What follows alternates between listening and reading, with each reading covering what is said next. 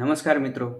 હવે અગત્યનો પ્રશ્ન કે એકરાર કરેલ વતનના સ્થળમાં ફેરફાર શક્ય છે કે નહીં। તો આ જ ત્રણ ઠરાવો જે છે એને આપણે બરાબર જોઈએ। એમાં 1966નો જે ઠરાવ છે એની અંદર શું લખેલું છે પહેલાથી એ તપાસી લઈએ। વતન અંગે એકવાર કરેલો એકરાર આખરી ગણાશે, પરંતુ અહીંયા એક જોગવાઈ મૂકેલી છે પરંતુની, અપવાદ રૂપ સંજોગોમાં ખાતાના વડા અથવા આવા સરકારી કર્મચારી પોતે પોતાના વડા હોય તો વહીવટી ખાતું આવા એકરારમાં કરાયેલો ફેરફાર અધિકૃત કરી શકશે। એટલે કે ખાતાના વડા જે છે એ આમાં ફેરફાર કરી શકે છે। આ 1966ના ઠરાવમાં લખેલું છે, પરંતુ એ શરતે કે આવો ફેરફાર સરકારી કર્મચારીની આખી નોકરી દરમિયાન એકથી વધુ વખત કરવામાં આવશે નહીં।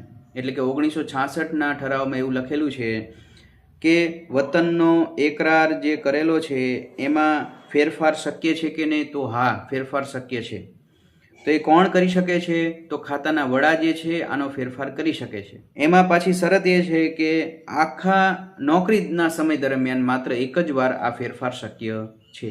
હવે આપણે 2004નો જે ઠરાવ છે એ જોઈએ। એની અંદર શું જોગવાઈ આપેલી છે વતનના ફેરફાર અંગે। એની અંદર લખેલું છે એ મુજબ, વતનના સ્થળ અથવા તેવા ફેરફાર અંગેની અન્ય કોઈ રજૂઆતો વિચારણાને પાત્ર બનશે નહીં।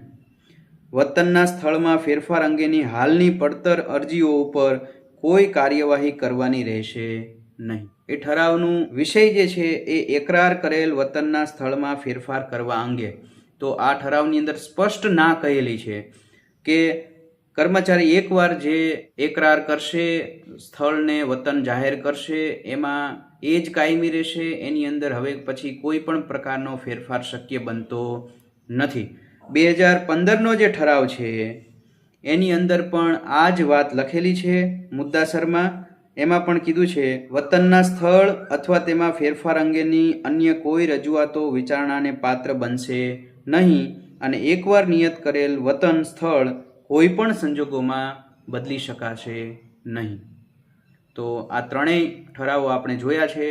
એમાં જે લેટેસ્ટ ઠરાવ છે 2015 કે જે સંકલિત ઠરાવ છે એની અંદર સ્પષ્ટ કીધું છે કે વતનના સ્થળમાં ફેરફાર શક્ય બનશે નહીં। ખૂબ ખૂબ આભાર।